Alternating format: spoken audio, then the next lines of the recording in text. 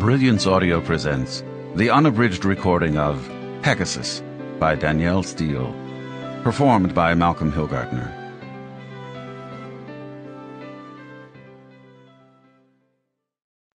Chapter 1.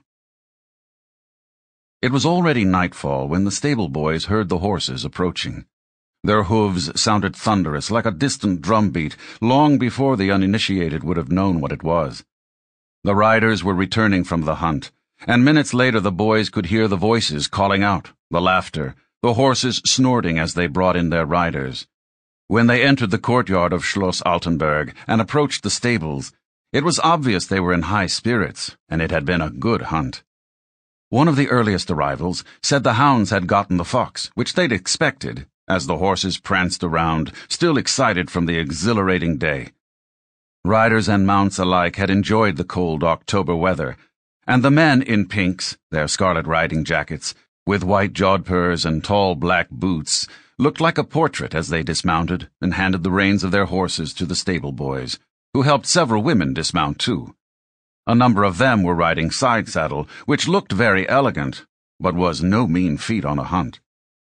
The group that had gone out that day had been riding together for all the years they had known one another, and were old enough to hunt. For all of them, horses were their passion, and riding their favorite sport. Alex von Hemmerle was known to be one of the finest riders in the county, and had been breeding extraordinary horses since he was barely more than a boy. Everything in his life was born of tradition, which was true for all of them. There were no newcomers or surprises here.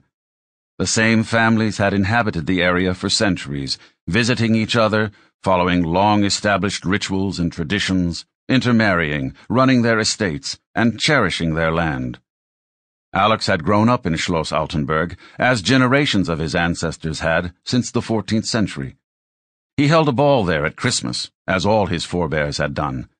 It was the most glamorous event in the county, and everyone looked forward to it every year.